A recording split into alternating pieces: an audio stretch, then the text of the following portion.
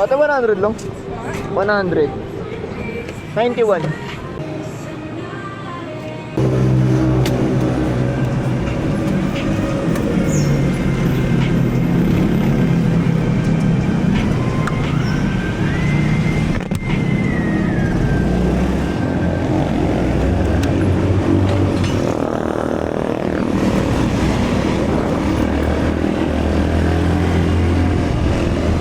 What's up guys?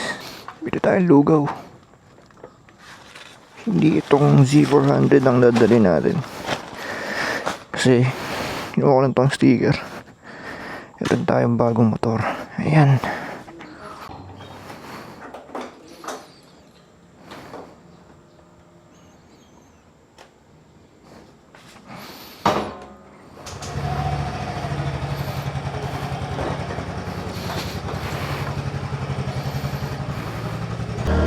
Lang malapit sa amin.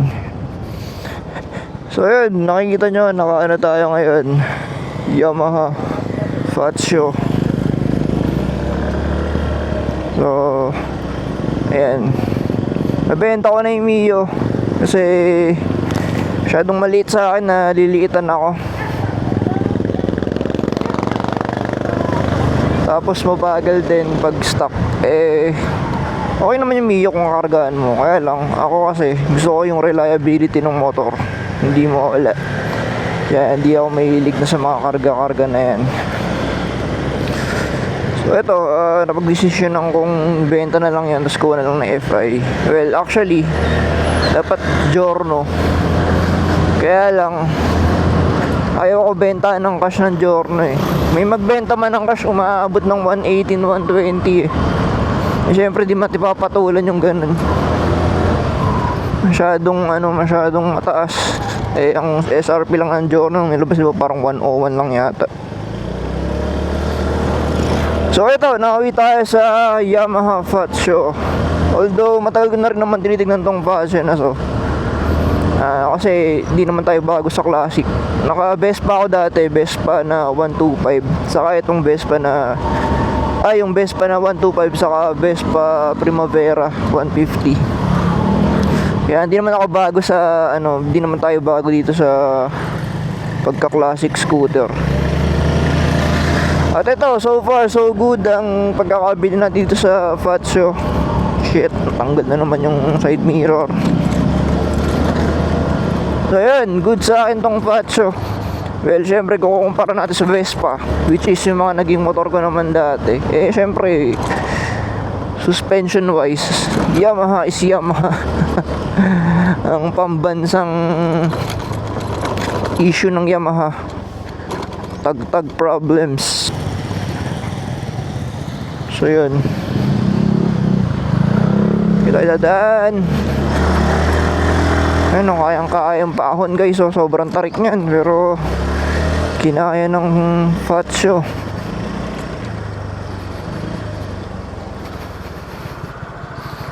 So yan, ang kategory niya parang Neo Cafe na modern classic na ganun. Basta alam nyo na yun. Kaya yun, para sa akin may sarili siyang kategory. Hindi siya matatawag na classic scooter, or siyang modern classic, parang ganun siya. So ayun, sana ma-4 keeps na to, no? Ako kasi yung klase ng rider na hindi mapakali. Pag may gustong unit na i-try, talagang bibili. Kaya lang ito, this time bumili tayong brand new para talagang pwede na siya pang 4 keeps.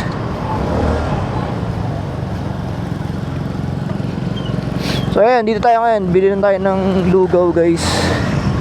Saka di ba pag may bagong motor ka, excited ka mag-try. Excited kang i-ride yung motor.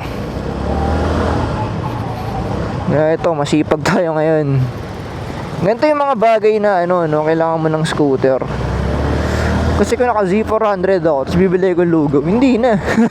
Titising ko na lang na wag kumain ng lugaw. Kaya daling ko yung Z400 dito, di ba? Kasi pag Z400 tayo, daming eche-boreche eh. Ilang cambio ka bago ka makarating dito eh. Itong scooter, piga-piga ka lang, nandun, ito na agad yung lugawan, no, di ba?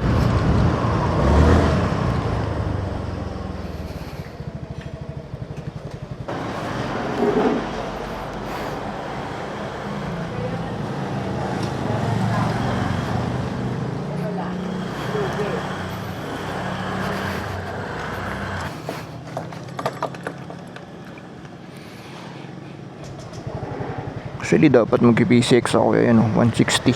150k yan. Dito lang tayo sa ano. Uy, Ka-Fazio. Dito lang tayo sa budget meal, 100k. Feeling ko kasi pag bumili ko ng scooter tapos lagpas 100k, parang ano na eh, overpriced na para sa akin eh.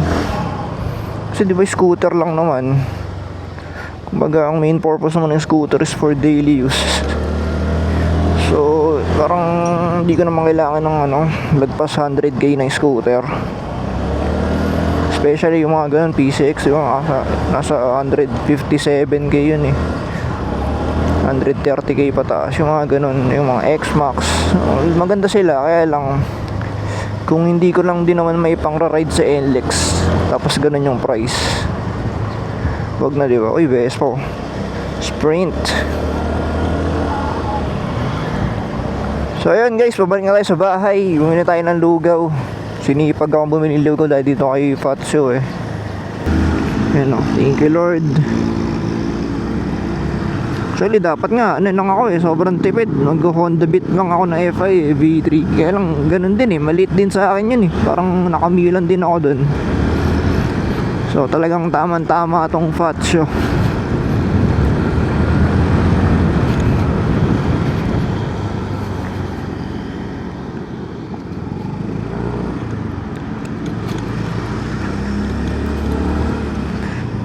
Sa mga nagkasabi ng matagtag yung mga review, kasi pinanood ko rin to bago ko bilhin eh. Pag panood ko sa kanila, tagtag, ang vibrate. Kaya bago ko bilhin to, talagang order na sana ako ng mga suspension eh. Shock eh. Buti na lang hindi pa ako bumili. Trinay ko muna. Ano naman, masyado lang exaggerated yung ibang nagre-review nito na sobrang tagtag daw. Pero hindi naman. Para sa akin okay naman siya. Galing ako sa Z400 guys, at marami na rin akong unit na nasubukan na own.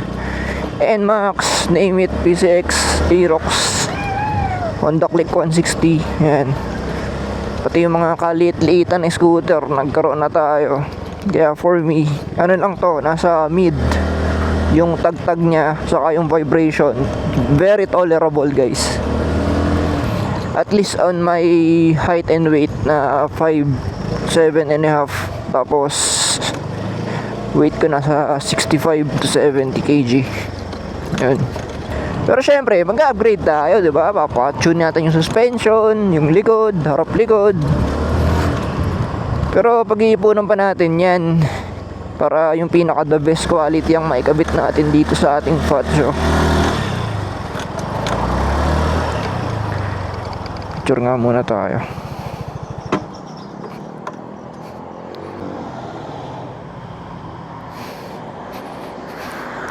Alright,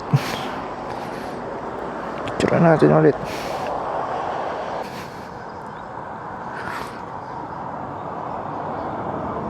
Para sa akin okay na to. Importante sa akin, reliable yung brand, tapos timeless yung design. Tipid sa gas, saka may malaking compartment. Uhuhu. Grabe trick. So yun lang, I think that's it for this vlog. Ito, pauwi na tayo. When it comes sa speed, ayan guys, makita nyo naman, decent din naman yung speed nya, saka yung torque nya. Okay na para sa akin. At least compared sa Mio, diba? Mas may hatak to, mas may speed. Saka pinaka-importante yung seat. Sobrang lapad nung upuan, sobrang komportable ko. Yung Mio kasi, diba, ano yun, manipis yung upuan. Ayan. Dito tayo mag-bar end. Yun guys, so pugi.